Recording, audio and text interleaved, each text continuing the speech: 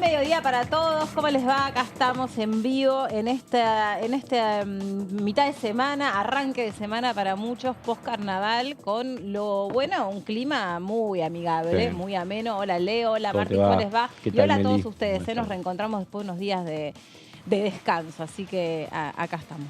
¿Cómo Muy andan?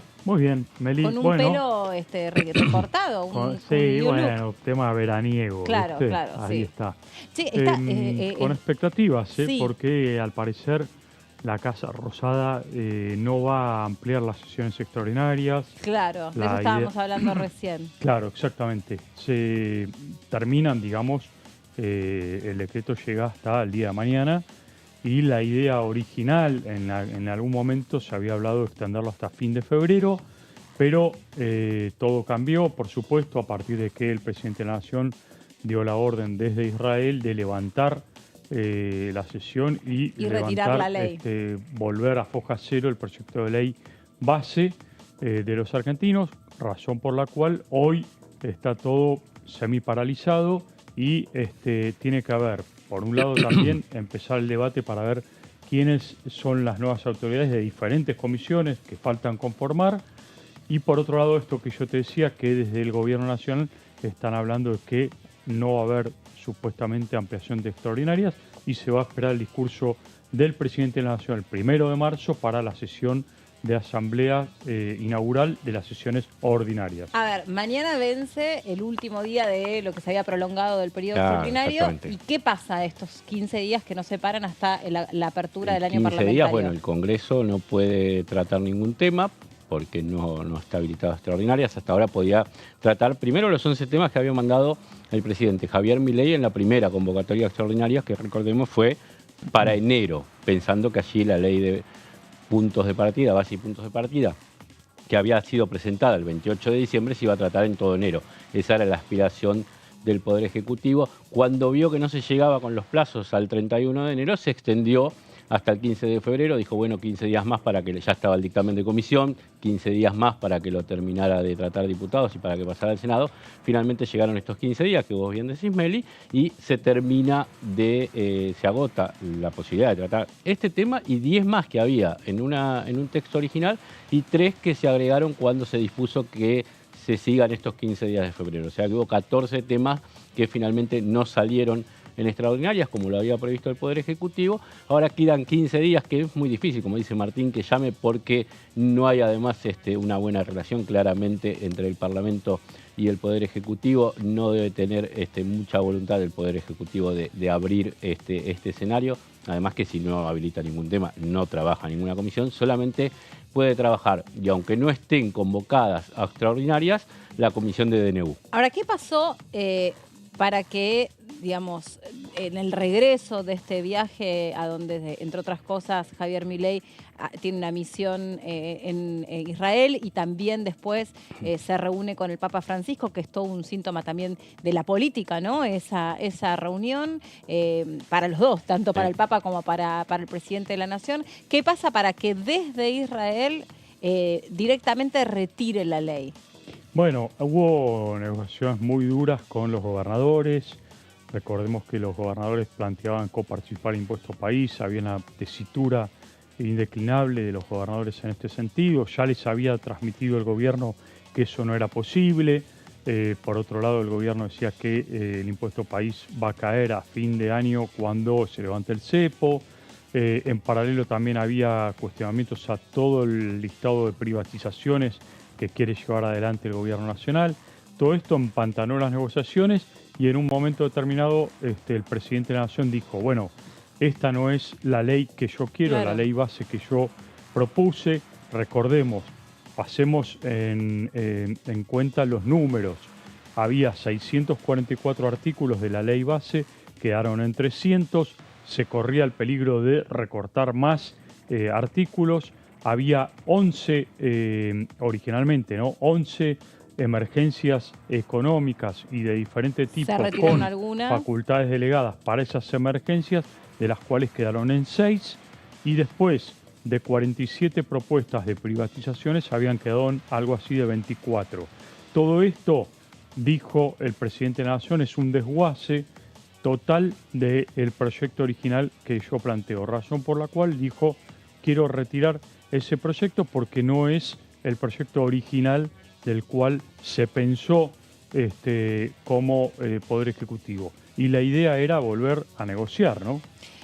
Volver a negociar, ¿qué significa? Por la información que se tiene hasta el momento, cierta purga dentro del gabinete y también, por otra parte, la posibilidad de tejer una alianza, digamos, más firme con Mauricio Macri, por lo tanto, con la presencia del PRO dentro del Poder Ejecutivo. ¿Qué repercusión tiene esto? ¿Cuánto ha avanzado esto en lo que conocemos? Yo sé que en estas últimas horas Patricia Bullrich incluso también tuvo reunión con gobernadores, también gobernadores que son importantes, de provincias muy importantes dentro de lo que es este paquete de leyes. ¿Y qué pasa por otra parte con el DNU? Y con la conformación o no conformación de la bicameral para poder dar el análisis o gestión política. Y empezamos por lo segundo. El DNU tiene que conformarse la comisión bicameral. El Senado ya designó sus 8, los bloques dijeron quiénes son. La vicepresidenta Victoria Villarroel, que es la titular del Senado, ya oficializó la lista y están a la espera de que diputados mande su lista. Pero hay una disputa por un lugar de los 8. Entonces, como lo pretende Unión por la Patria y como se lo asigna La Libertad Avanza, digamos, como ese lugar no se define, están dados los nombres, pero sobra un nombre, entonces está paralizado. Martín Menem dijo que ya se iba a abocar a ese tema cuando la Unión Cívica Radical durante el fin de semana le pidió que apure ese trámite, dijo que estaban tratando la ley de bases y que por eso no se habían puesto con ese tema. Esa fue la explicación oficial. Bueno, aparentemente entre mañana y pasado se estarían oficializando los nombres, va a generar públicamente la disputa entre los dos que lo pretenden, pero bueno, si se oficializa posiblemente ya desde la semana que viene se pueda comenzar a trabajar, teniendo en cuenta igualmente que en el Senado Unión por la Patria, los dos bloques que integran ese espacio, ya pidió una sesión especial para tratar la derogación del DNU. Para tratar la derogación del DNU. Sí, bueno, para tratar el tema, pero ellos van el por la apruebo o el derogación. rechazo, sí, obvio. La bicameral lo que puede hacer es ir por el apruebo o por el rechazo del DNU, no puede aceptar modificaciones, por eso en su momento se había pedido leyes espejo para poder darle tratamiento a algunas de las cuestiones que estaban previstas dentro del DNU, porque el peligro ahí es como, digamos, reglamentario, ¿no? Es decir, está vigente, porque desde que está publicado el boletín oficial está vigente, pero estás medio como atento a lo que la justicia vaya presentando para ir tiro de perder validez y muy flojo, entonces se habla de inseguridad jurídica, porque todo lo que se haga puede no estar ratificado por ley el día de mañana. Está bien, no es retroactivo cuando se dé de baja, pero es muy endeble todo.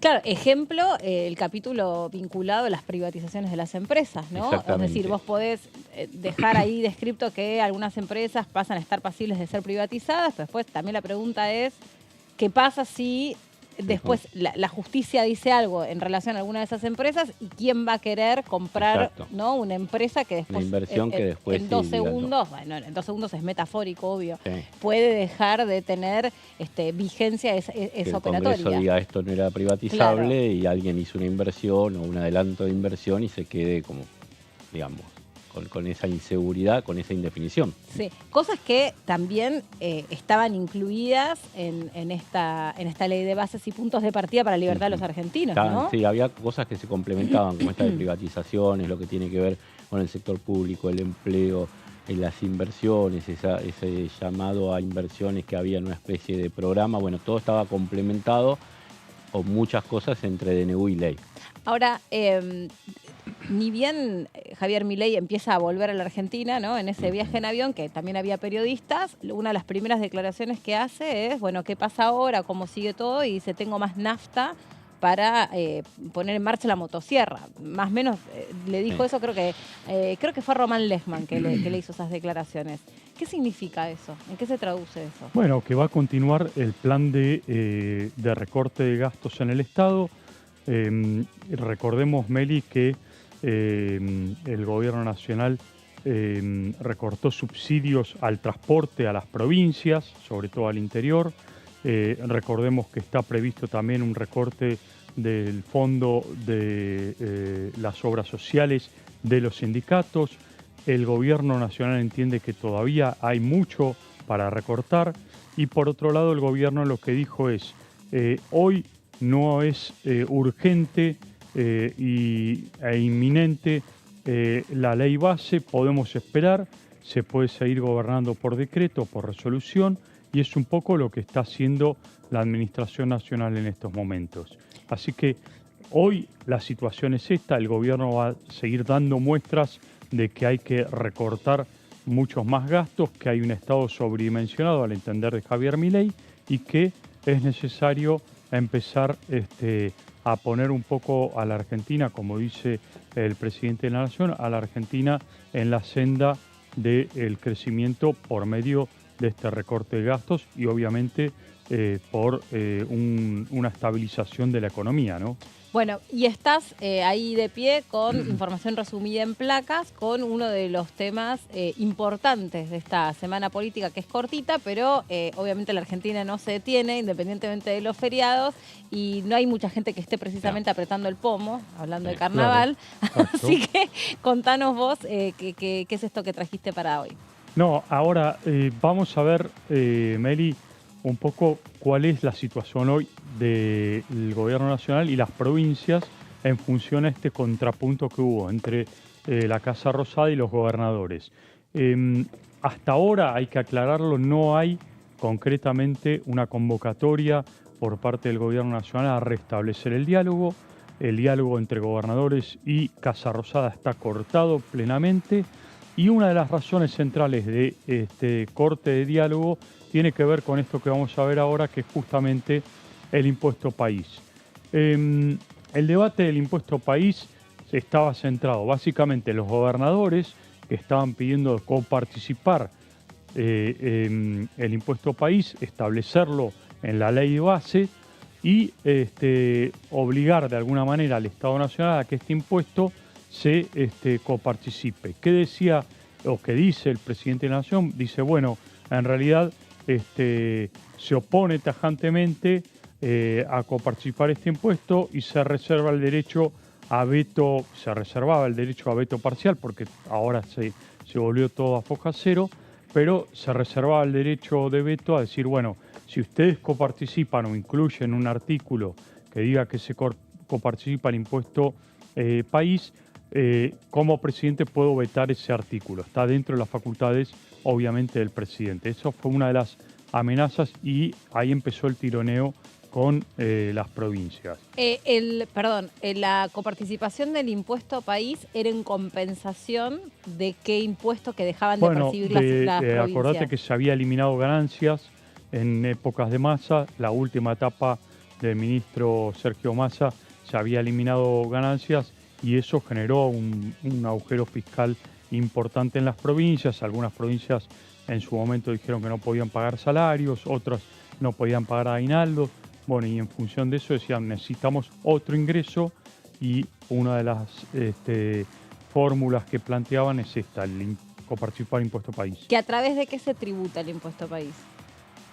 Bueno, cada compra que vos haces al exterior, gastos que haces en el exterior, hay una parte que va en dólares que cobra el Estado como impuesto país, ¿no? Y entonces las provincias están pidiendo que se reparta. Exacto, eso va a toda la nación.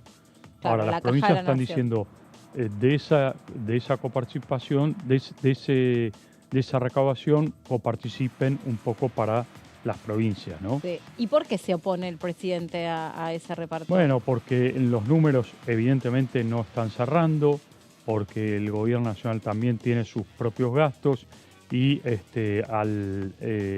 lo que dijo en su momento también Milei, al sacarle o eliminar ganancias en su momento y al llevar adelante lo que denominó el Plan Platita de Sergio Massa, esto le generó muchos gastos al Estado que hoy está afrontando y una de las vertientes importantes de recaudación impositiva viene por este lado. Que también es bueno recordar que parlamentariamente ingresa a la par del debate de la ley de bases justamente el proyecto para tratar de volver para atrás la conformación de la cuarta categoría del impuesto al IVA. Exactamente. Del impuesto a ganancias, perdón, gracias, sí.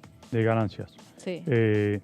Pero bueno, no prosperó porque estamos todavía en periodo extraordinario. Exactamente, claro. Claro. Con lo cual estos son los temas que propuso el Poder Ejecutivo, los que se están tratando. ¿Y cómo sigue el debate? A ver. Lo importante de esto es de qué estamos hablando cuando hablamos del impuesto país, ¿no, Meli? Vamos a la siguiente placa.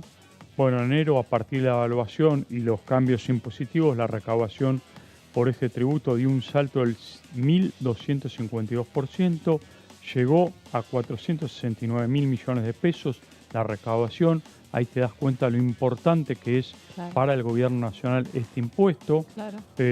La recaudación del impuesto país viene creciendo de manera importante, significativa.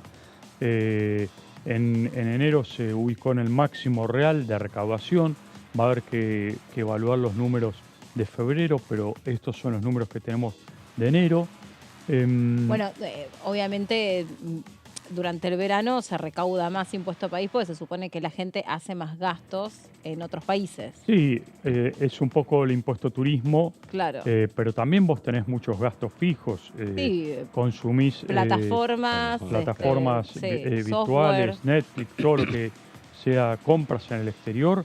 Y más ahora que hay una... O compras en dólares, son compras Obvio, que son compras en digitales. dólares, Claro, exactamente. exacto, sí. Compras en el exterior, que ahora se está abriendo un poco más también el grifo de compras en el exterior. Eso también genera un ingreso importante para el país. Vamos a la siguiente placa, en donde vemos que, bueno, según un informe de la consultora IERAL, se proyectan, este impuesto puede llegar a aportar una recaudación en este año del 1,5% del PBI, es decir, que un 30% significaría el 0,45% del PBI. Es muy importante esto, por eso este tironeo tan fuerte, ¿no? Ay, perdón, no entendí. Aportar una recaudación equivalente al 1,5% del PBI y un 30% ¿qué? Un 30%, ahora vamos en la otra placa, es... a ver si vamos a la otra placa. Ahí está. Es en paralelo a lo que significa el impuesto a las ganancias. Es decir, se está transitando una reducción real interanual de la recaudación de impuesto a las ganancias del orden del 20%, originada en la reciente reforma. Que se compensa con esto. Claro, exactamente. O se compensaría en realidad. Un 30% de la recaudación del impuesto país equivale a la recaudación esa que había por ganancias. Ahí entendí. Por eso este reclamo de Milei, ¿no? Diciendo, bueno, sacaron el impuesto a las ganancias, por un lado tenemos que tener otros ingresos, ¿no? O compensar un poco. O sea, lo del impuesto país es un 30% de lo que se sacó o de lo que se pierde el Estado de recaudar por el tema de ganancias. Claro. Por esta diferencia de la reforma, digo. Claro. De ganancias. O sea, en esta frazadita corta será la manera de compensar. Con esto del impuesto país, cubrís nada más, o sea, cubrís el 30%. El 30% de lo que se recauda por impuesto a las ganancias. De lo que se perdió de recaudar por ganancias. O sea, se sigue recaudando de ganancias, pero para aquellos sueldos más altos... No, un 30% de... claro, lo que se... Exacto, sí. De lo que se perdió. Sí. Se perdió entre comillas. Porque, sí. Claro, ahí también está la queja y la discusión con los gobernadores. Claro. Esto te habla un poco de, digamos, por qué esta tensión tan fuerte que hay con las provincias, este reclamo que hay por parte de los gobernadores y al mismo tiempo del presidente de la Nación, que se puso firme. Sí, y para poner también en un contexto de cómo, lo que decía Leo al principio, ¿no? De cómo de una manera se reparten las fuerzas políticas dentro del Congreso, que responde a su vez a cómo se fue dando el año a nivel electoral, ¿no? En un momento dado, independientemente de lo que termina sucediendo con el balotaje que pronuncia al presidente Javier Milei como el presidente de los argentinos, el Congreso había quedado conformado mucho antes, porque esa elección no va a balotaje, ni responde a, digamos, cómo fue avanzando la elección a nivel Poder Ejecutivo, que es lo interesante de cómo se conforma, digamos, la manera en la que queda fundado nuestro país con la primera Constitución, que es un país que tiene independencia de poderes y que entonces ahí también tenés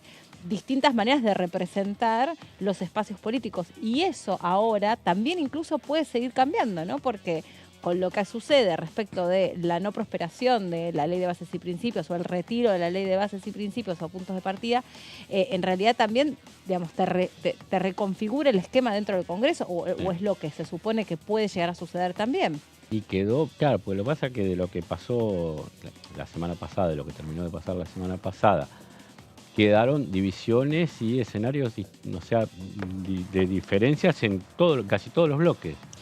Digo, en Hacemos Coalición Federal era el más previsible y por esto que hablamos siempre, que es de que es una alianza Pichetto. heterogénea, claro, el bloque de Pichetto, la coalición cívica y el oficialismo cordobés. Vienen de diferentes espacios y al principio en la fundación se dijo como que cada uno se respetaba la identidad de cada uno. Entonces, que hayan votado distinto... No resentía claro, no la resiente coalición tanto la esa. estructura Claro. como los radicales que hicieron unas 30 reuniones para tratar de mantener la unidad y así todo no les terminó saliendo. Bueno, también lo mencionábamos desde el primer momento, ¿no? La Unión Cívica Radical, que el primer día de la nueva conformación del Congreso tenía doble autoridad hasta que después se terminó ordenando eso. Y lo otro que estaba pensando es algo que también veníamos comentando desde que se logró el dictamen de mayoría de la Libertad Avanza de la ley de bases. Decíamos, ojo, porque aquello que haya sucedido dentro del plenario de comisiones, después hay que robustecerlo y respaldarlo en el recinto y no necesariamente va a replicarse, porque ahí también teníamos algo que resultaba en ese momento un dato importante de observar, que era la cantidad de disidencias que había también digamos, respaldado ese dictamen de mayoría. Ok, te apruebo el dictamen, pero tengo disidencias acá, que es lo que luego se terminó generando. Bueno, eso se tendría que haber observado, porque un dictamen que te genera tantas disidencias... Porque en la ley, en el artículo por artículo, ahí esto es lo que se evidenció. Se privilegió el hecho de decir, bueno, está el dictamen, el formalismo de tener que despacharlo, y no se atendió, y se dijo, bueno, esto se va a tratar en estos días mientras... llega al plenario y eran ahora, demasiadas cosas. Es interesante y importante graficar un poco de qué estamos hablando cuando establecemos esta pulseada tan fuerte que hay entre el gobierno nacional y las provincias, porque es como una cadena de sucesión de cuestiones. Es decir, por un lado, se traba el proyecto de ley de bases en la Cámara de Diputados. Por otro lado, se traba también las negociaciones por un pacto fiscal que quería llevar adelante el gobierno, porque el gobierno lo que dice es, señores, no coparticipemos en impuesto país, pero redefinamos el reparto de impuestos a través de un nuevo pacto fiscal donde las provincias y la nación se sienten a negociar y digan, bueno, para este año, ¿cómo va a ser ese reparto nuevo de impuestos y cómo podemos ponernos de acuerdo? Eso también que estaba previsto en la hoja... Que no lo podés, dicho sea de paso, no lo podés hacer por decreto. Exactamente, no, por supuesto, tiene que ser un acuerdo político entre nación y provincias. Que de hecho estaba en la hoja de ruta del ministro del Interior, Guillermo Franco, sentarse con los gobernadores en paralelo al debate de la ley de bases y hablar de pacto fiscal. Y por último, te digo, Meli, en esta cadena de ruptura de diálogo gobierno nacional-provincias, también se complica el debate en el Senado, porque recordemos, los senadores representantes de las provincias tienen diálogo directo con los gobernadores y son los que más influencia tienen a la hora de votar de las provincias. Entonces esto va a complicar también el debate en el Senado, ya sea del DNU o de cualquier otro proyecto de ley que vaya a la Cámara Alta. Vamos a compartir con ustedes la opinión del diputado Carlos D'Alessandro de la Libertad Avanza de la provincia de San Luis, justamente a propósito de lo que terminó sucediendo con la ley de bases. Lo escuchamos. Yo creo que parte de lo bueno que tiene esta crisis y dentro de los resultados que obtuvimos es un sinceramiento más profundo de lo que había venido teniendo la política. O sea, hoy tenemos un sinceramiento más profundo porque sabemos quiénes son verdaderamente los que pueden llegar a acompañar las ideas que nosotros proponemos, que son de cambio, o las ideas que se vienen de alguna manera ejecutando y tienen algunas cuestiones que no les interesa cambiar. Nosotros empezamos a tener problemas en esta ley cuando empezamos a tratar, sobre todo, estoy hablando de la sesión ya la última, cuando empezamos a tratar el inciso 8. ¿Qué dice qué? Que es el de los fideicomisos, claro, donde empezamos a tocar muchos negocios que son prebendarios de la política, donde se tocaban muchos curros, porque son muchos miles de millones de ¿Curros, pesos. dijo? Curros, sí, curros. Que son muchos miles de millones de pesos que no sabemos dónde iban o cómo se gestionaban o cómo se manejaban. Entonces, la eliminación de fideicomiso, que es sacarle el pie de la cabeza a los argentinos para darle plata y dinero y presupuesto a gente que no sabemos cómo lo maneja bien y cuáles son los resultados prósperos que le dan a nuestra nación, empezaron los grandes problemas. Pero también tenemos, Randazzo nos votó en contra, ¿no? El candidato del ministro del Interior, Guillermo Franco, cuando empezó nuestro gobierno, era Randazzo. Yo me opuse. ¿Usted se puso? Yo fui el que me opuse. Mira. ¿Qué quiero decir con esto? Tengo excelente relación con Randazzo y sabía que no podía defender las ideas que nosotros teníamos. No podía. No podía porque No estaba convencido. no estaba No son sus ideales. No son sus ideales, no estaba convencido. Y está bien que no sean sus ideales, que no sean convencidos, porque viene militando otra cosa. Nosotros venimos militando un cambio. Entonces, en este cambio es donde nosotros, responsablemente, como poder legislativo, le tenemos que empezar a decir al Ejecutivo, acá estamos, también podemos aportar. ¿Pero les alcanza esas voluntades o no es una historia de acuerdos y desacuerdos? No, nos alcanza la Digo, el voluntad. Parlamento, digo. A ver, vamos a hablar de cosas que no se hablaron. A nosotros como Poder Legislativo, a los diputados, el gobierno ejecutivo nunca nos llamó y nos preguntó, ¿tienen técnicos para aportar al gobierno ejecutivo? Ah, mira. Eso es interesante decírselo a la gente. Nosotros no hemos aportado nada, solamente estar sentado en la banca e intentar hacer que esta ley salga. Ahí está la palabra del diputado de Alessandro de la provincia de San Luis, de la Libertad Avanza, haciendo un poco el balance. ¿Qué va a pasar con el bloque de la Libertad Avanza, que también debe tener su propia revisación interna sobre lo que ha pasado, ¿no? El rol del bloque, el poder de fuego que ha tenido, me estoy refiriendo al poder de fuego político.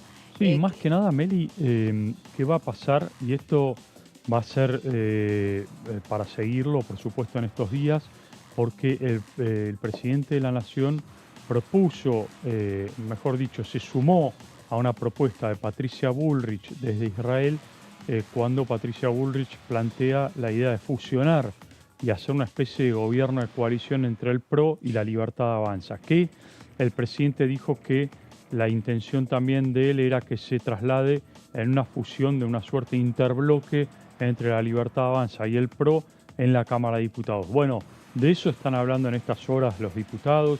Hay una reunión del PRO en paralelo sobre este tema. Hay cuestionamientos públicos de Patricia Bullrich a Rodríguez Larreta y a los sectores que se oponen a esto dentro del PRO, con lo cual también hay un clima dentro de lo que es el oficialismo de bastante debate interno, por supuesto, para ver si esto confluye definitivamente por el lado legislativo en un interbloque pro la Libertad Avanza y por otro lado en una suerte de fusión de gobierno de coalición entre el PRO y la Libertad Avanza de Javier Milei. Se imaginan que es un día con mucha información y hay que estar ahí pendientes todo el tiempo para saber qué es lo que va a pasar en un día a donde se retoma la actividad. Me estoy refiriendo a después de lo que fueron el fin de semana extra largo de carnaval, pero que durante el fin de semana también sucedió de todo. Vamos a hacer una pausa, es muy cortita y seguimos aquí en la segunda edición,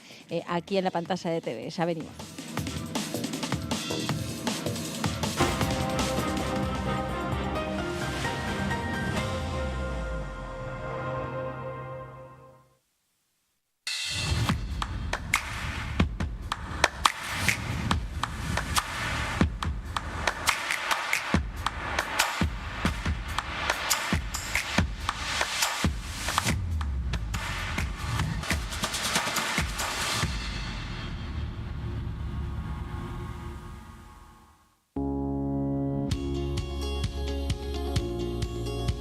Cuando un proyecto de ley ingresa a la Cámara de Diputados, ya sea creado por un legislador, enviado por el Poder Ejecutivo o producto de una iniciativa popular, se trata primero en las comisiones correspondientes para luego ser tratado en el recinto por los diputados.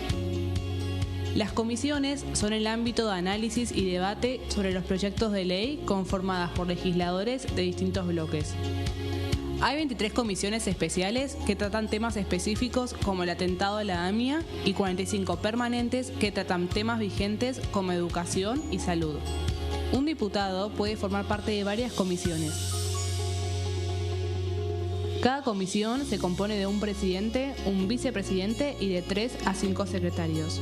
La duración de los miembros de las comisiones permanentes y especiales es de 2 años. Para que la comisión funcione debe tener quórum, es decir, un mínimo de 15 y un máximo de 31 a 49 diputados. Las autoridades son elegidas por los propios integrantes de las comisiones, que a su vez son elegidos bajo consenso por sus propios bloques. Para que un proyecto sea tratado en el recinto, debe contar con el apoyo de la mayoría de los integrantes de esa comisión. Al finalizar una reunión de comisión, se dictamina sobre la pertinencia de tratar el proyecto en el recinto. El dictamen propone una resolución o decisión sobre una o varias iniciativas o proposiciones.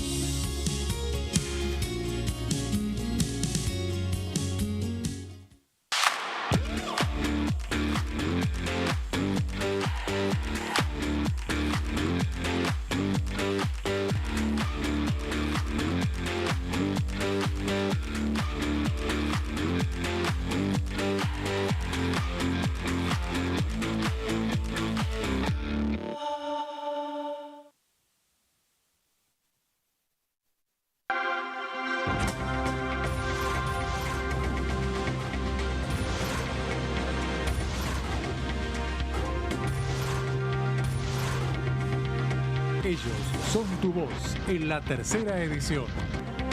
DTV, el periodismo en el Congreso.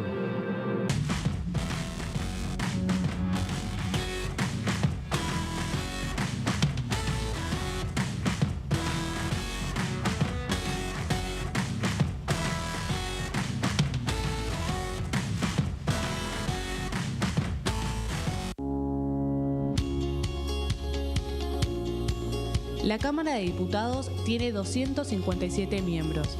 Los diputados debaten y sancionan leyes que rigen en todo el territorio nacional.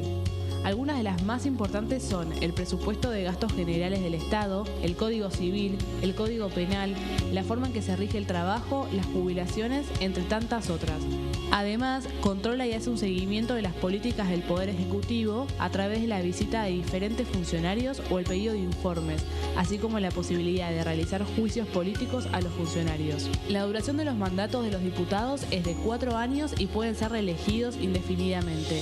Desde el momento en que asumen y hasta el final de su mandato, no pueden ser acusados, interrogados judicialmente, ni molestados por las opiniones o discursos que imitan desempeñando su mandato. Son requisitos para ser diputado tener al menos 25 años, 4 años de ciudadanía argentina y haber nacido en la provincia por la que se postula o haber residido en ella los 2 años precedentes. Se agrupan en bloques que expresan partidos políticos o afinidad ideológica. Existen también los monobloques integrados por un solo diputado.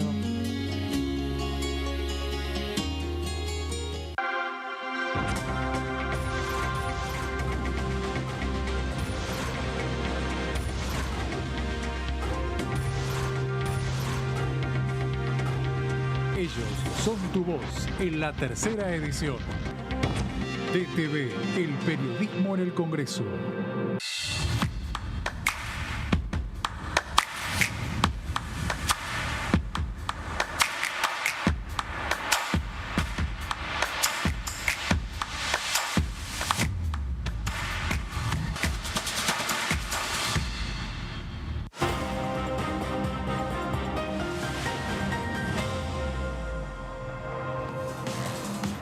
Muy bien, acá estamos de regreso después de la pausa. Son las 13:30 y Martín recién decía, ¿no? Es un día donde claramente va a haber muchas reuniones. Está también ya el desembarco del presidente después de lo que fue su gira por Israel y también por la Ciudad del Vaticano, con las derivaciones políticas de lo que ha sido una semana muy, muy caliente aquí en el Congreso de la Nación.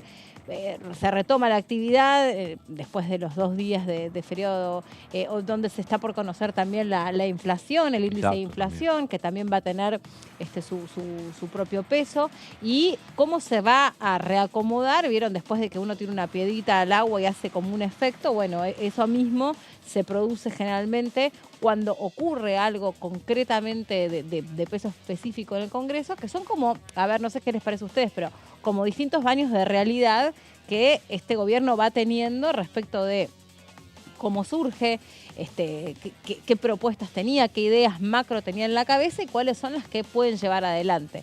Decíamos también que era una ley muy pretenciosa por la cantidad de artículos que contenía, una ley muy amplia y que también frente a un Congreso que está tan diezmado, tan dividido, bueno, iba a ser una negociación áspera. De hecho, se anunciaban muchísimas horas de debate que después, bueno, no terminó sucediendo, hubo cuartos intermedios, se retomó la sesión y todo lo que ustedes ya saben porque lo recontravieron atrás de la pantalla de TV. Y estamos aquí contándoles a ustedes todo el análisis, las derivaciones que esta situación está teniendo. Leo, ¿con qué seguimos? Seguimos, bueno, una política que con el cambio de gobierno implementado o llevado adelante por Juntos por el Cambio, por Cambiemos en ese momento entre 2015 y 2019. Ahora justamente un diputado de ese espacio, del ex Juntos por el Cambio y ahora del PRO, Diego Santilli, del PRO de la provincia de Buenos Aires, recordemos que pasó a la provincia de Buenos Aires para ser precandidato a gobernador, quien había sido mucho tiempo dirigente porteño. Presenta este proyecto junto a Maximiliano Ferraro de la Coalición Cívica, Graciela Ocaña, Espert, Oliveto, por dar algunos nombres, Álvaro González, Victoria Morales Borleri, todos del PRO, de modificación al artículo 34 del Código Penal en lo que tiene que ver con la imputabilidad. Este proyecto había sido presentado antes del 10 de diciembre, en época de campaña electoral, tiene vigencia todavía y ahora sí seguramente va a haber un debate, ya lo están diciendo algunos representantes tanto de la Libertad Avanza como del PRO, de que es la intención desde marzo llevar adelante debates, tanto en este tema que tiene que ver con el accionar de las fuerzas policiales, en lo que tiene que ver con la actuación frente a los delitos, como con la edad de imputabilidad, que es otro tema que va a estar en debate, o por lo menos pretenden ponerlo, y hay que ver cómo sale. Lo que dice Santilli propone una modificación al inciso 6 de esa ley que mencionábamos, que dice que el que obrara en defensa propia o de sus derechos, siempre que concurrieran las siguientes circunstancias, se toma agresión ilegítima, necesidad racional del medio empleado para impedirla o repelerla, siempre que esta limitación no implique riesgo para su vida o la de su familia o quien la acompañe en el momento del hecho. Y falta de provocación suficiente por parte del que se defiende. Esto estamos hablando siempre para personal policial, personal, ¿no? policial que está en situación de tener que enfrentar estas situaciones. O de civil o uniformado. Exactamente, contempla en todo momento. Claro. Vemos en la placa siguiente.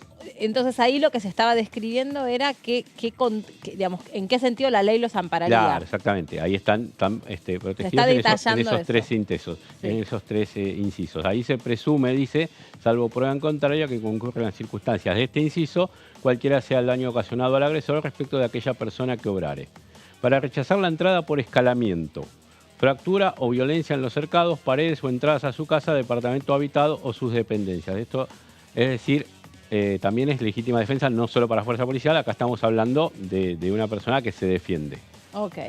Obviamente teniendo arma con portación. Claro, sí, estamos hablando de portación con su arma reglamentaria o con un arma que él tenga como legítimo usuario. Exactamente.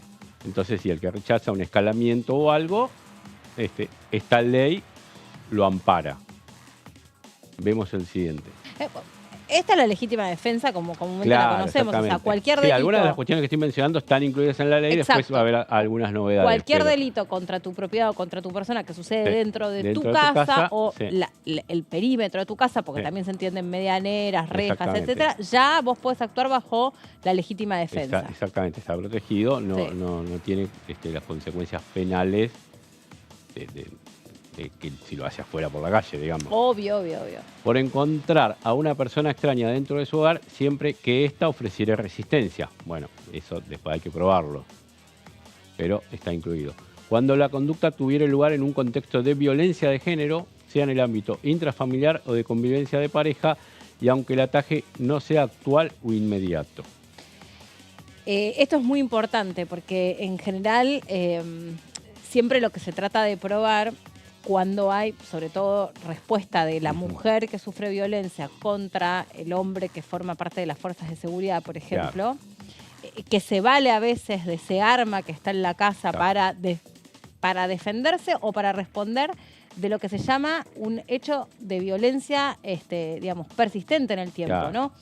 Si vos podés demostrar, ¿no? Como víctima de violencia de género que un día te defendés, que hubo una historicidad en la violencia, es decir, que vos fuiste acumulando durante varios años de tu vida violencia por parte de tu cónyuge, y un día vos respondés, si vos probás la historicidad, está encuadrado en la violencia, en la defensa, la legítima defensa, digamos, encuadrado en la violencia de género. Claro, exactamente, hay que probarlo a eso, pero sí, si hay ese desgaste psicológico, vos decís tiempo, se acumula y después se toma en consideración lo que vos decís. En todos los ítems que venimos viendo, probarlo no es fácil tampoco. No es fácil, pero hay casos, hay jurisprudencia. Hay mucha jurisprudencia. Bueno, también hablamos de cuando se trata de robos cometidos con armas en la vía pública mientras dure el accionar delictivo. Acá había un caso el año pasado de que el que había robado se había dado vuelta y se estaba yendo, y un integrante de la fuerza que estaba de civil le tiró por la espalda, ¿te acordás? Bueno, el caso Chocobar. También. Sí. Porque el caso Chocobar, digamos, cuando vos analizás toda la secuencia, recordás que primero el delincuente roba a un turista, ¿te acordás? Sí. Y después termina en lo que termina involucrando a ese policía que trata de intervenir, que estaba de civil, pero que interviene y que también dispara cuando el delincuente está de espaldas. Exactamente. Entonces ahí es, bueno, si había... Es decir, porque para que se pueda configurar la legítima defensa es que vos en ese momento no haya una revancha, sino que haya una amenaza real contra tu vida, contra tu integridad, que haga que no haya otro recurso que sea repeler esa amenaza contra tu vida, bueno, eliminando la vida del otro. Claro, por eso ahí se dio este debate, digamos. O si tiene que dar la voz de alta, esperar que el delincuente reaccione y le apunte con el arma y ahí sí puede tirar. Entonces, se da todo eso, se buscó como alternativa intermedia, también cuestionada las pistolas Taser, que porque no hay nada entre dejarlo escapar o tirarlo. Sí, porque más se supone que si vos sos un intendente de las fuerzas de seguridad, tenés el entrenamiento suficiente como para poder en fracciones de segundo, ¿no? Reaccionar para poner a resguardo tu vida o la de otras personas que puedan estar amenazadas, suponete así, en la vía pública, y vos puedas en ese momento repeler, pero generando una acción que para el delincuente haga que desestime su acción violenta, ¿no? O sea, es decir, no le dispares directamente contra la cabeza o contra el tórax, que lo matás, sino que hagas un disparo al piso o a las piernas o al vehículo, ¿no? O sea, que no atentes directamente contra la vida del agresor, del atacante.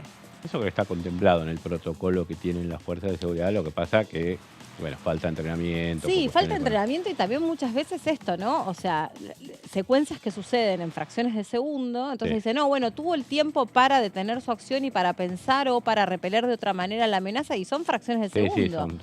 Decirlo en un debate. Sí, cuando se dio el caso de un policía también que volvía con su esposa y con su hijita en el auto, y el hombre obviamente estaba de civil, estaba volviendo a su casa y también termina matando al ladrón, pero bueno, a ver, en esas circunstancias que son milésimas de segundo, está la vida de tu mujer y la vida de tu hija y tu propia vida dentro de un auto, regalados, como se dice en la jerga policial, a merced de un delincuente que tampoco sabes bajo los efectos de qué está actuando, porque muchas veces también están actuando intoxicados y entonces también el nivel de violencia es distinto a cuando uno lo puede analizar con el texto frío de una ley. Pasó esto, pasó el otro, ¿no? Mirá, ver el video, hacer 50 veces para atrás el video. Todos los pasos para atrás, obvio. Bueno, retomamos. Cuando se trate de robos cometidos con armas en la vía pública, mientras dure el accionar delictivo, hasta que las personas agresoras se hubieran dado a la fuga por completo y aun cuando guardaren las armas o no las tuviesen en sus manos o se encontraren de espaldas a la víctima. Ahí está. Esto era justamente todo esto que estábamos comentando, tiene que ver con este inciso del proyecto que propone el diputado del PRO Santilli. Sí. Vemos la siguiente, el inciso 4, lo que tiene que ver con las modificaciones de la ley penal que veíamos, dice que el que obrara en cumplimiento de un deber o en el legítimo ejercicio de su derecho, autoridad o cargo, las fuerzas de seguridad podrán hacer uso del arma de fuego cuando su vida o la de otras personas estén en riesgo. Bueno, ahí también tenés una subjetividad de evaluar cuándo es que su vida o la de otras personas están en riesgo. Definitivamente, vos decís, bueno, se está dando la fuga, no se está dando la fuga, ¿en qué segundo pasa de una situación a la otra? Es todo lo que veníamos analizando. Siguiente. Se presumirá, salvo prueba en contrario, que la utilización de fuerza letal resulta necesaria siempre y cuando la persona integrante de las fuerzas no contare con equipamiento no letal. Acá está legislando sobre lo que es la innovación de las pistolas Taser. O sea, cuando no tiene ese arma, digamos, puede hacer uso del arma que tiene, con la que cuenta. Es decir, claro, no hay la elección entre la Taser y la arma letal. No, sí. Bueno, si vos elegís sobre la letal, obvio, no hay una legítima defensa. Tenés sí. esa. En aquellos casos donde la persona que crea que la situación de riesgo objetivo se encontrare armada con arma blanca. No. Arma no letal o también arma blanca, que puede ser un arma letal, obviamente, claro, pero no es un arma de fuego. Exactamente, un cuchillo, una faca, exacto. El riesgo se medirá existente en tanto la situación delictiva continúe, aún cuando la persona... ¿Sabes por qué? Perdón que te interrumpa. ¿Sabes por qué? Porque muchas veces también lo que se discute en un caso de legítima defensa es la diferencia de poder de poder que tiene cada una de las armas. Por ejemplo, que el ladrón te amenaza con una faca y vos respondés con un arma de fuego. Ahí está clara la proporcionalidad. La proporcionalidad. Ahí lo que está aclarando que en aquellos casos también la persona pueda creer que está bajo un riesgo objetivo, aun cuando el agresor tenga un arma, un arma blanca. Un cuchillo, exactamente. O sea, cuando también sea desproporcional el uso del arma, pero aún así el oficial o el policía interpreta una situación de riesgo. Exactamente, es eso, sí. El riesgo se medirá existente en tanto la situación delictiva continúa, aun cuando la persona que crea la situación de riesgo no tuviera el arma en la mano o emprendiera la huida. Sí. O sea, ahí se considera que igualmente es una situación ahí riesgo. Huyendo también vos podés responder. Sí, o sea, el agresor. Eso habilita el proyecto. Claro. Es decir, que el policía podría atacar al delincuente por las espaldas. Sí. Estaría habilitado. Eso es lo que propone y por eso se genera la debate. Polémica. Y el proyecto plantea, acá vienen un poco las explicaciones y los fundamentos de Santilli en lo que tiene que ver por qué se presenta, plantea una mirada centrada en la víctima de los delitos. Otra vez una política tan parecida a lo que es la del Frente Renovador de Sergio Massa, que es atender a la víctima en lugar de a quienes cometen los delitos, y en su derecho a repeler los ataques, cuando el Estado ha fallado en su obligación de proteger y garantizar los derechos de las personas. A su vez, este enfoque se encuentra atravesado por la perspectiva de género, como veíamos en las placas anteriores, en tanto prevé la legítima defensa de mujeres y otras identidades que sufren violencia de género en forma sostenida y que logran reaccionar en un momento que puede distar del ataque actual. Mira, yo siempre me acuerdo del caso sobre eso de la esposa de un policía, la mujer se llama Beatriz López. Ella sufre durante muchos años la violencia por parte de su marido policía, violación sistemática y amenazas de muerte, ¿no? Durante mucho tiempo. Ellos eran pareja, pero el marido la tenía bajo una violencia total. Ella una noche, pasa una noche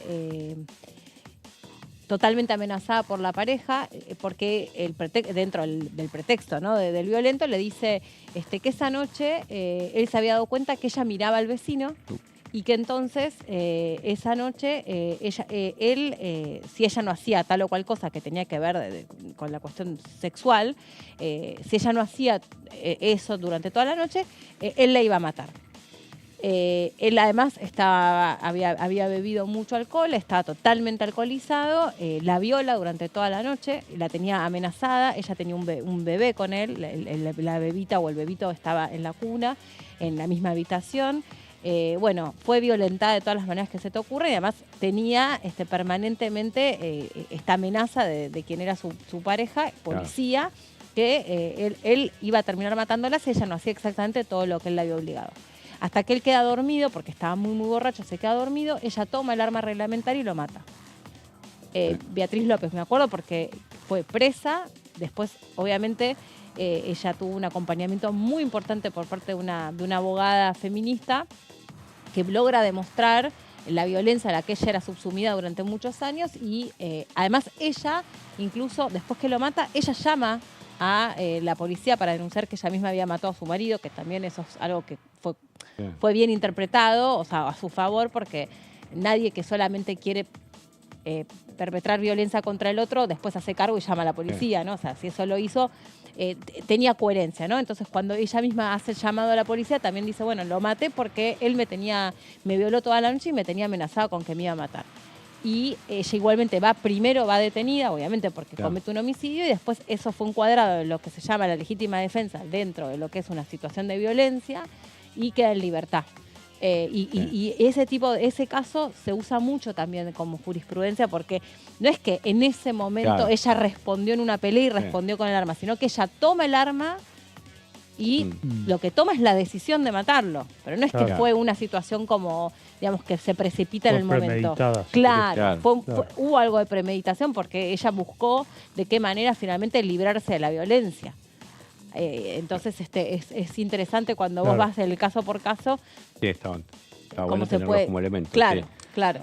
Bueno, en el proyecto dice Santilli se suman 2 presunciones de legítima defensa, que es lo que veíamos expresado en el articulado, la de casos de violencia intrafamiliar o de parejas y la de robo a mano armada. Estas 2 que se suman a la de rechazo de hurto con escalamiento y robo de hogar, así como a la de persona extraña en el hogar, son presunciones iuris tantum, en tanto admiten prueba en contrario. Bien. Bueno, interesante porque además hay toda una postura ideológica, ¿no? Respecto de qué es la legítima defensa, cuánto vale la vida del otro, cuánto vale la propia y también cómo debe actuar en definitiva alguien que fue entrenado para el uso de armas, no un civil que eventualmente tiene armas bajo la ilusión de que va a poder defenderse frente a un delito. Bueno, estamos cerquita de las 2 de la tarde. Si les parece bien, vamos a hacer una pausa. Cuando regresemos tenemos más información resumida para ustedes, para poder digerir todo lo que está pasando ahora mismo concerniente a la actividad parlamentaria, pero también, por supuesto, todo lo que puede empezar a debatirse a partir del 1 de marzo, cuando empiece el periodo ordinario, ¿no? Cuando se quede inaugurado el nuevo año parlamentario y entonces sí, cada uno de estos proyectos, como el que recién mencionaba Leo, seguramente tenga lugar luego de que se terminen de conformar todas las comisiones. Pausa cortita y ya seguimos.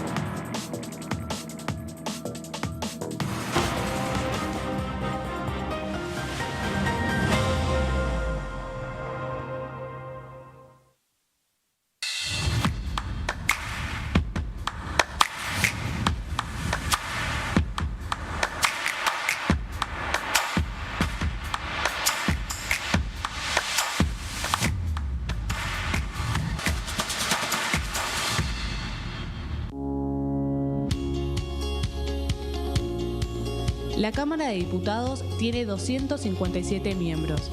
Los diputados debaten y sancionan leyes que rigen en todo el territorio nacional.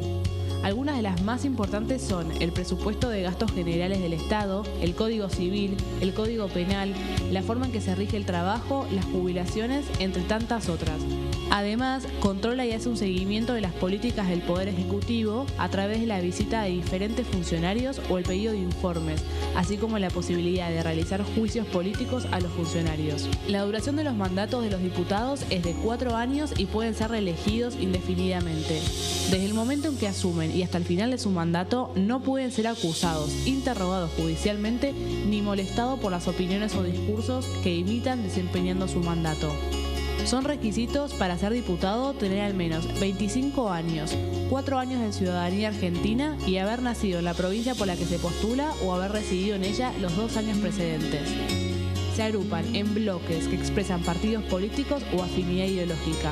Existen también los monobloques integrados por un solo diputado.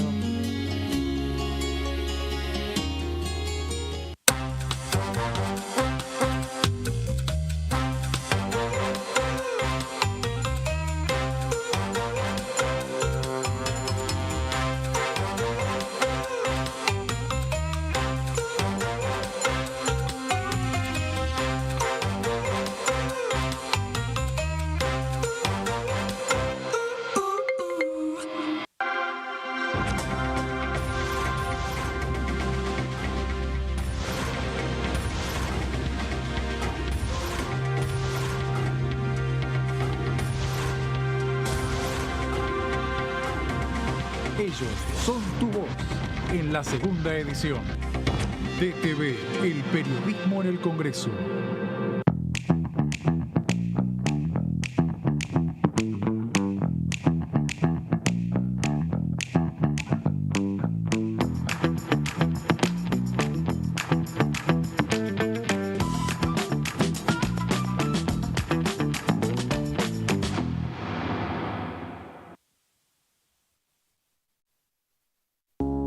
Las sesiones son el espacio donde los diputados debaten proyectos de ley para su aprobación, modificación o desaprobación.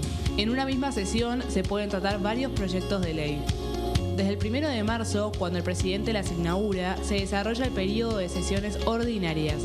Entre el 1 de diciembre y el 28 de febrero se extiende el periodo de sesiones extraordinarias que solo pueden ser realizadas a pedido del presidente de la Nación. En el recinto, el bloque oficialista se dispone a la derecha del presidente de la Cámara, el bloque opositor mayoritario a la izquierda y en el centro los bloques con menos cantidad de integrantes. En el tratamiento, en general, los diputados tienen 7 minutos y los jefes de bloque entre 20 y 12 minutos conforme al número de legisladores que representen. La sesión es dirigida por el presidente de la Cámara de Diputados, que administra el uso de la palabra y las distintas instancias del funcionamiento. A la izquierda del presidente está el secretario administrativo, a la derecha el secretario parlamentario y debajo de él están los taquígrafos, que registran cada uno de los testimonios.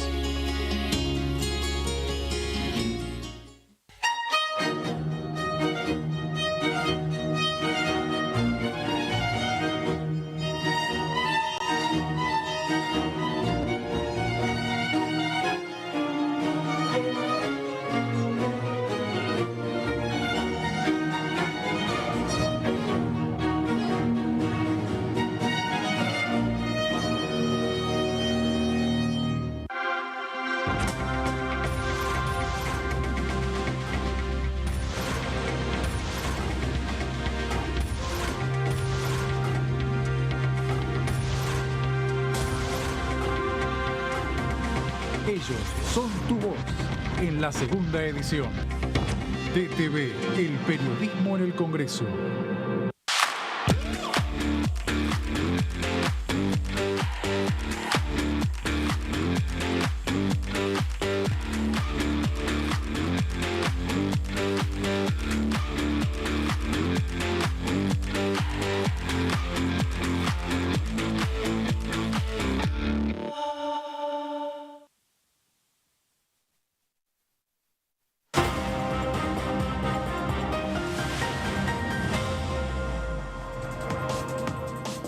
Bueno, un día muy pero muy lindo aquí en la ciudad de Buenos Aires. Está un poco más fresco. Finalmente vino el alivio desde el punto de vista climático, sin ningún tipo de amenaza de lluvias para el día de hoy, porque fue un fin de semana así variado y en algunas provincias incluso con un fuerte alerta meteorológico, con temporales y también en otras con muchísimo calor.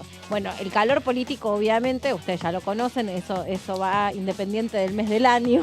La temperatura parlamentaria no siempre coincide con la temperatura del termómetro y les estábamos contando sobre algunos proyectos que se van presentando o que se van trabajando, que obviamente mientras dure el periodo extraordinario no tienen posibilidad de ser debatidos ni tratados, pero además estamos a la espera de que se terminen de conformar las comisiones, que eso también va a ser otro debate, ¿no? Que seguramente en cuanto empiece el año parlamentario va a darnos que hablar, porque hay que ver ahí cómo se reparten las fuerzas políticas.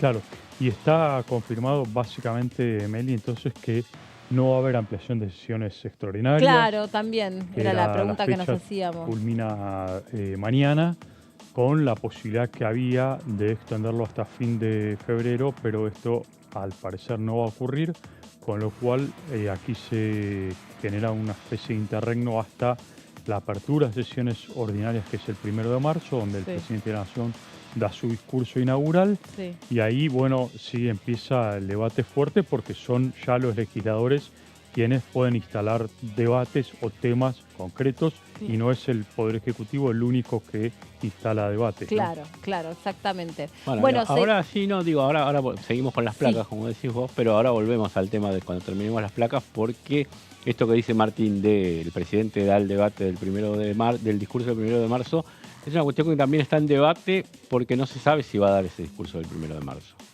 Posiblemente se deje inauguradas las sesiones, pero se dé una réplica de lo que fue el 10 de diciembre, que decida no hablarle a los diputados. En esa política. Sí, exactamente, había una versión de que él inauguraba formalmente las sesiones en el recinto.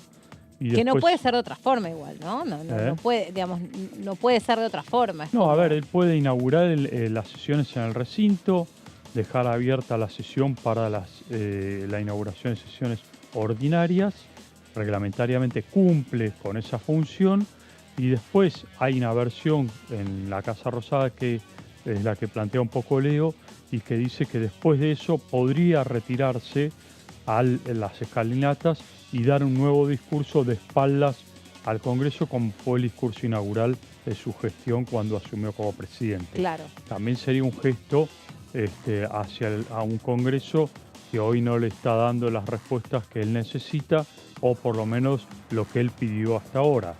Es una de las versiones que hay. Todavía no está cerrado, no está definido. Hay muchas ideas de por medio, pero bueno, habrá que ver qué pasa de acá también al 1 de marzo, ¿no? Claro, sí.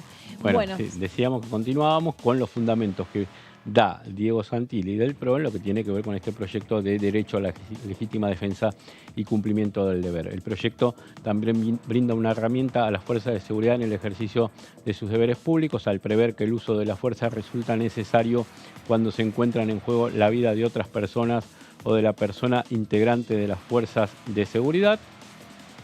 Vemos el siguiente.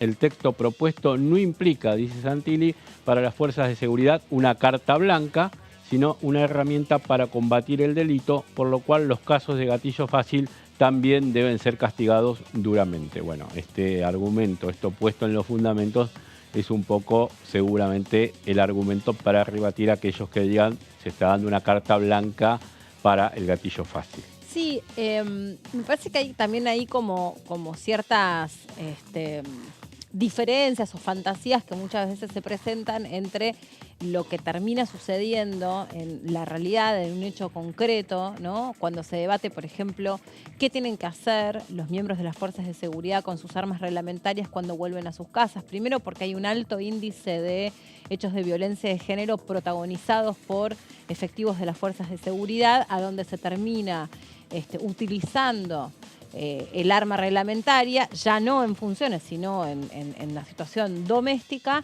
para reaccionar de manera violenta ante un hecho domiciliario, ¿no? O privado. Eso por un lado. Ahí hay un debate que se trata de consignar hace mucho tiempo, que es qué tiene que hacer esa persona que ya está, digamos, cumplió con su turno de trabajo y se vuelve de su trabajo a su casa. Claro. ¿Qué te dice el policía o qué te dice, en general, un gendarme, por ejemplo? Nosotros somos objeto de los delincuentes, somos un objetivo de los delincuentes permanentemente, porque dentro de lo que es la jerga, digamos, de la delincuencia, son un trofeo. Claro.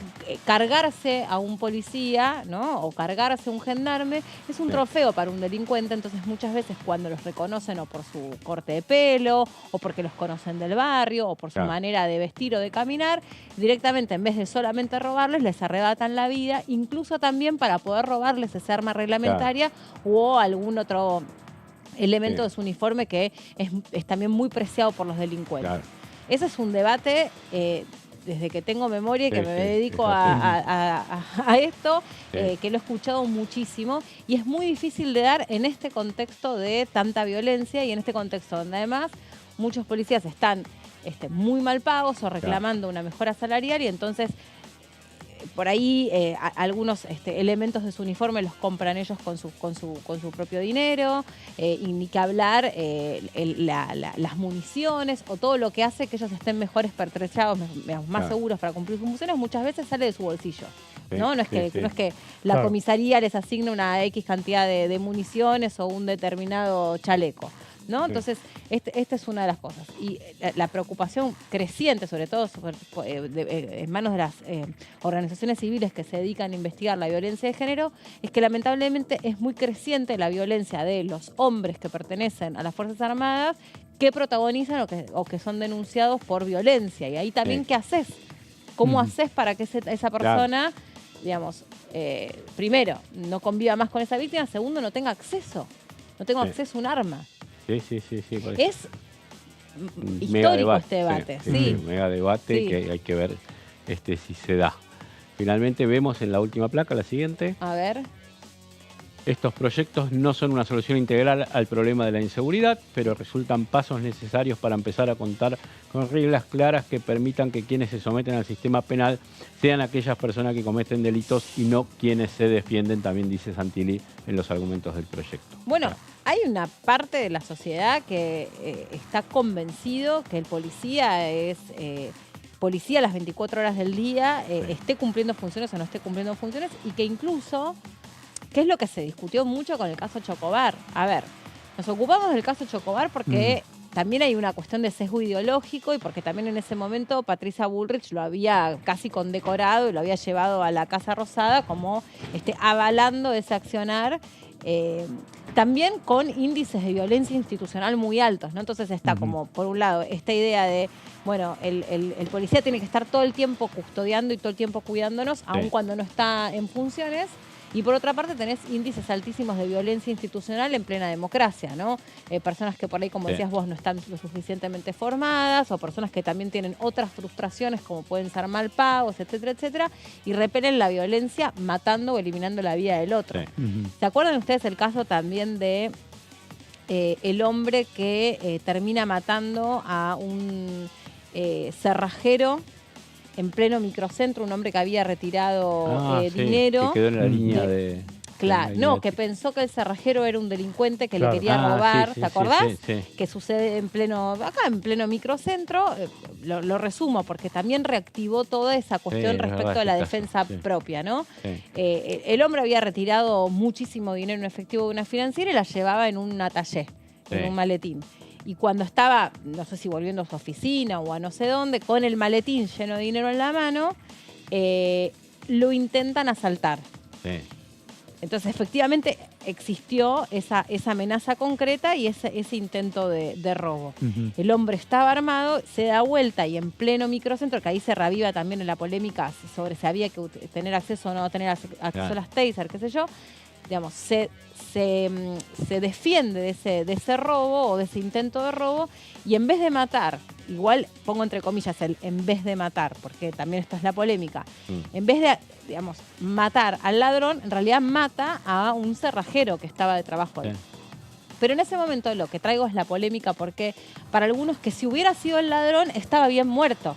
Claro. Cuando en realidad, o sea, no importa, digamos, estamos bajo un Estado de Derecho, digamos, la vida del ladrón, la vida del cerrajero, la vida del señor también que había retirado el dinero, valen todos lo mismo, ¿no? Porque hay que matar al ladrón, en todo caso el ladrón hay que detenerlo, en todo caso el ladrón hay que privarlo de su libertad, o si querés ir hacia una retención ciudadana, viste, que otros puedan colaborar, pero no matarlo.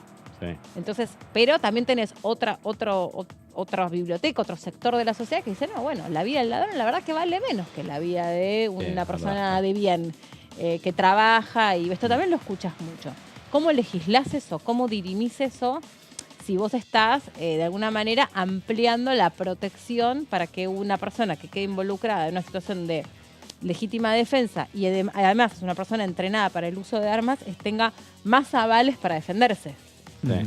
Es delicado el debate. Sí, por eso, porque tenés todos esos casos, toda esa jurisprudencia.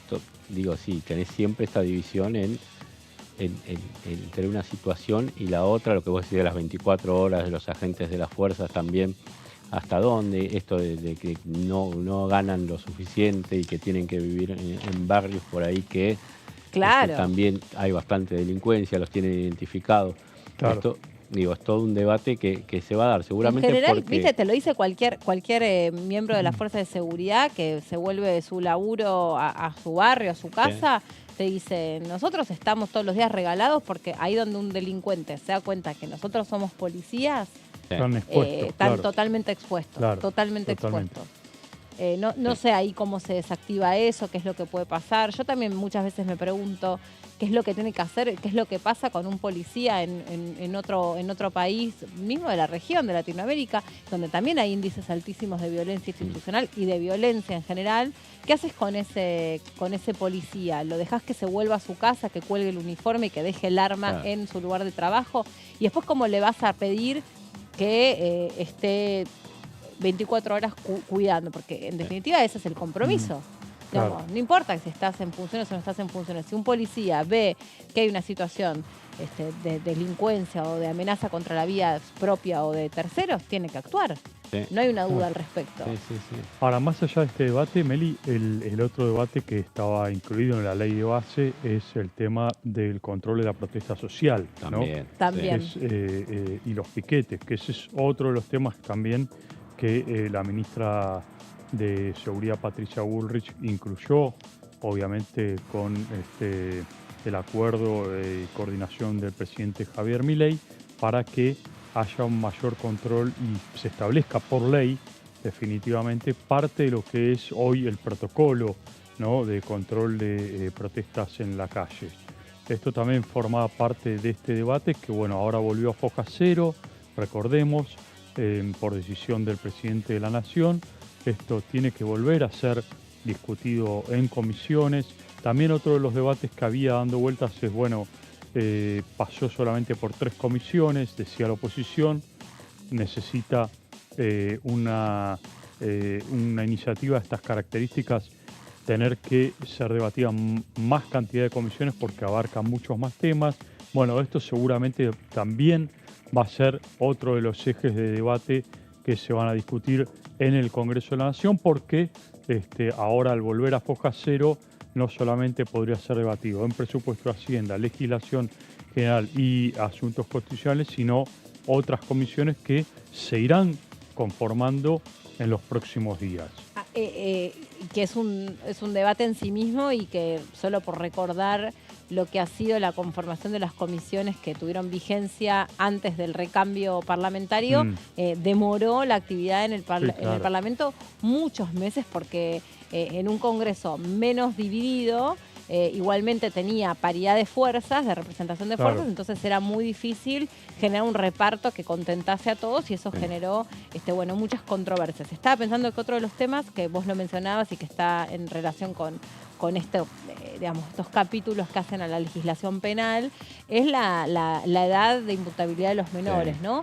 Que también es un debate muy, muy viejo y que tiene que ver con la interpretación que se hace respecto de para qué sirve el sistema penitenciario, el sistema carcelario, ¿no? ¿Qué pasa con un menor que está involucrado en un delito?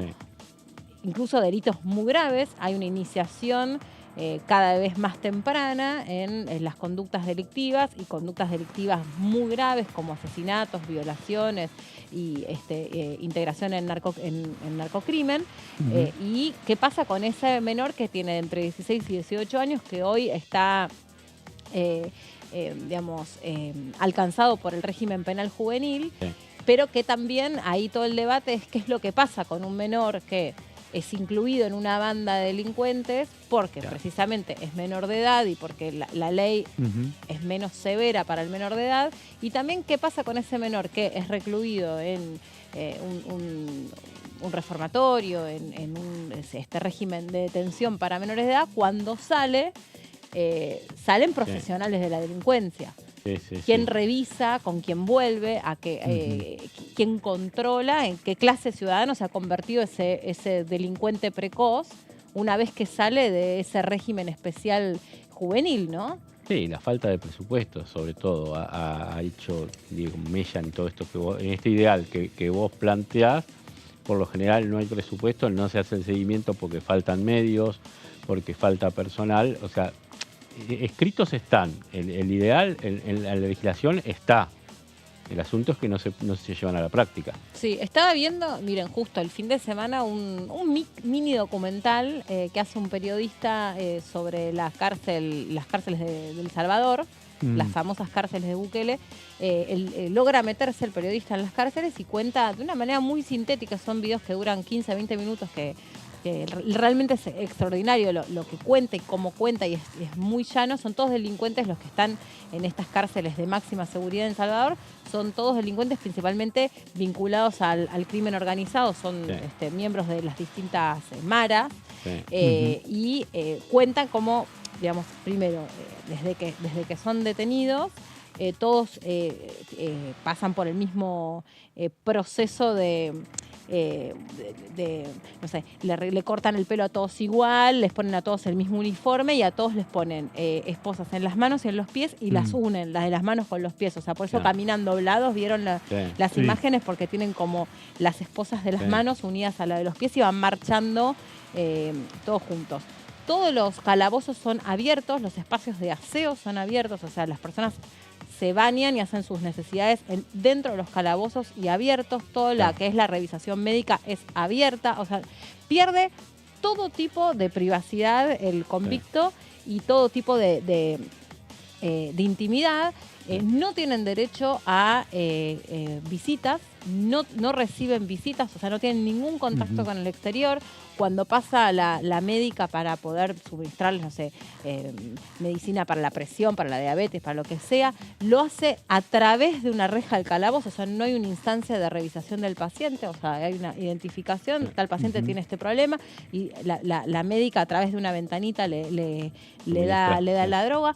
No pueden salir para alimentarse fuera de los calabozos. O sea, lo único que hacen es, se llaman periodo de extracción de las cárceles, de los calabozos. Sacan, por ejemplo, a 10 en total y los someten a entrenamientos físicos, eso sí, entrenamientos físicos, y los vuelven a poner en sus cárceles. Y bueno, te cuentan cómo viene, y también los entrevistan a los convictos que son muy peligrosos, cometieron múltiples asesinatos y distintos hechos violentísimos. Incluso a algunos les pregunta cuántas personas mataste y dice que no recuerda la cantidad de personas que mató. O sea, para que se den idea el tipo de delincuente de que estamos hablando. Que esto también vuelve a poner el foco en para qué sirven los sistemas carcelarios y qué hay que hacer con los presos de máxima peligrosidad, y cómo haces para evitar realmente una serie de profesionalismos y desperfeccionamientos de la delincuencia que ocurre dentro de nuestras cárceles. Cuando hablas de este debate de la imputabilidad de los menores, es lo mismo. ¿Qué idea y qué perspectiva tenés de la ley? O, digamos, si crees que es parte de la solución del problema o no. Sí, se va a dar, o sea, el debate se va a dar. Patricia Bullrich en el 2001 con la Alianza había estado a cargo del sistema carcelario, justamente. Había intentado implementar las primeras políticas en el marco de aquel gobierno que tenía un tinte progresista por la presencia del FREPASO y lo que era Chacho Álvarez y su fuerza. Quizá en un escenario donde está en un gobierno con Javier Milei y esta política libertaria, esas medidas tengan más aire, digamos, igualmente sometidas al Parlamento. Hay que ver qué aceptación tiene esta idea o sea, la ministra tiene esa idea de que las cárceles funcionen un poco a lo Bukele. Sí. Pero ella misma para decirlo así. No lo quería decir así, pero ella misma lo ha expresado, lo ha manifestado muchas veces. Sí, por eso te digo. Porque el debate alrededor en serio, es súper interesante, el debate alrededor de para qué está pensado el servicio penitenciario y qué es lo que termina pasando en definitiva. Claro. ¿Qué es lo que Claro. termina pasando con el delincuente que tiene acceso a un teléfono celular, tiene acceso a visitas, tiene acceso a ciertas comodidades, termina El trato con otros termina delincuentes, por ahí de los corrompiéndose el jóvenes. sistema que vos decís, penitenciario. al final estuvo acá en contacto con otros delincuentes, un menor o de 18, o que no los menores porque no pueden estar en las cárceles, pero Sí. un joven que está con delincuentes más peligrosos y que convivió un año y cómo sale, digo, si sale mejor, entre comillas, o si aprendió más prácticas y terminan formando otras asociaciones. Sí, y también estoy pensando otra cosa que en su momento se trató de dar debate o de avanzar en este sentido, que sería como algo que va en paralelo, pero que también hace esta discusión, que es la ley para intentar erradicar la violencia institucional. Sí. Que también se ha hablado mucho y se trató de impulsar aquí en el Congreso esa discusión, pero bueno, no avanzó, no prosperó. Esa no avanzó tampoco, llegó en comisión, tenía algunas dudas, lo impulsaba Paula Penaca del Frente de Todos. Sí, del Frente de Todos, ahora Unión por la Patria. Tuvo apoyo de algunos bloques intermedios, pero el radicalismo había presentado algunas disidencias y finalmente allí es donde quedó trabado, donde los radicales decían sí, pero no del todo, y la coalición cívica también, entonces allí no terminó de tomar fuerza este proyecto. Pero sí, vos bien lo mencionás, estuvo en debate y un par de veces incluso se pensó que podía llegar a ser tratado o que podía tener media sanción, pero quedó demorado. Sí. Vamos a compartir, si les parece, la palabra del diputado Alberto Arrúa, de Innovación Federal de la provincia de Misiones. Bueno, justamente por lo que veníamos hablando al principio, ¿no? La repercusión que tiene, cómo queda reacomodado cada uno de los espacios políticos en función de la imposibilidad de avanzar con la ley de bases y puntos de partida para la libertad de los argentinos. Compartimos la palabra del diputado Arrúa. En realidad, un poco de sorpresa. Nosotros, más allá de que veníamos anunciando de que por ahí por desprolijidad del gobierno y también por ahí hasta parecía falta de conocimiento de los reglamentos de la Cámara, se habían llevado distintas situaciones que nosotros veíamos que iba a ser bastante complicado el debate y que iba a ser bastante complicado también a la hora de votar a favor o en contra, porque habían distintas situaciones, no solamente más allá de la cuestión de afuera, ¿no? Que tiene que ver con el diálogo, con la política, con el diálogo del gobierno hacia el no diálogo del gobierno hacia los gobernadores, las amenazas. Sinceramente pensamos desde lo interno, ¿no? que habían cuestiones que tienen que ver con una desorganización bastante interesante cuando uno ve en un lugar como la Cámara y con un espacio político importante, con una referencia y con gente que es bastante experimentada en la cuestión legislativa, porque hay, más allá de que la Libertad Avanza dicen que son outsiders de la política o por ahí gente nueva en la legislatura, tienen asesores y tienen gente que conocen, inclusive el presidente Martín Menem tiene un grupo de asesores y de gente que la acompaña que conocen la cuestión legislativa. Entonces, a la hora de no tener, por ejemplo, que el día que arrancamos el debate en el recinto, no tener copia del dictamen que íbamos a debatir, que el miembro informante por ahí cuente como una cuestión así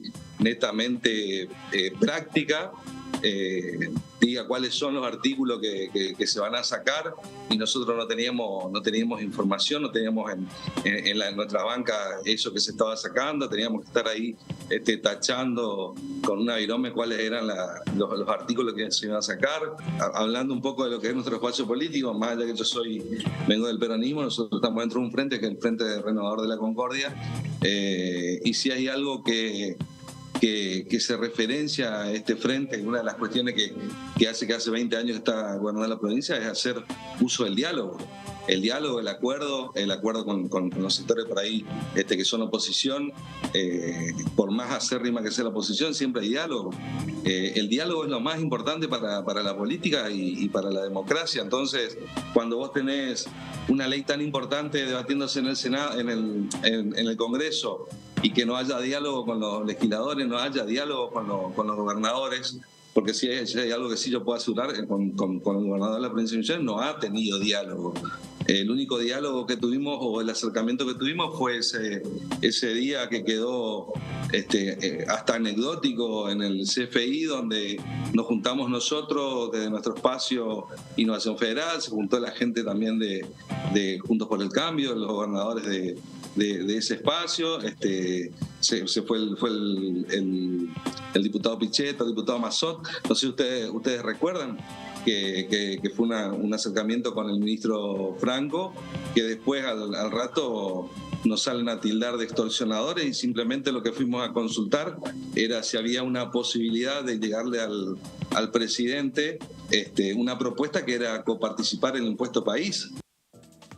Ahí está entonces la palabra del diputado de Rúa de la provincia de Misiones, haciendo un análisis con nuestro compañero José Di Mauro sobre el impacto que ha tenido en cada uno de los bloques, de los espacios políticos, el retiro de la ley de bases por decisión del propio presidente de la Nación, cuando todavía estaba en su gira por Israel y por el Vaticano, a propósito de lo que estaba sucediendo en la sesión, ¿no? Claro. De esta tensión que describíamos más temprano, produjo que no se pudiera avanzar allí en el debate, en el recinto. Bloque clave antes de ir terminando, pero bloque clave de 9 diputados, porque todos quieren terminar en gobernadores: Misiones, Río Negro, Neuquén y Salta. Así que esos 9 diputados van a ser claves teniendo en cuenta este camino que ha tomado la relación entre el Poder Ejecutivo y los gobernadores. Bueno, Leo, Martín, gracias por haberme hecho compañía y por haber traído tanta información en este miércoles, que se le parece más a un lunes que otra cosa. Sí. Nos despedimos en esta segunda edición, los acompaño un ratito más. Estamos todavía en un sistema de relevos de vacaciones, así que nos quedamos un ratito más contándoles todas las noticias. Despedimos a este equipo, pero les doy la bienvenida en un ratito nada más.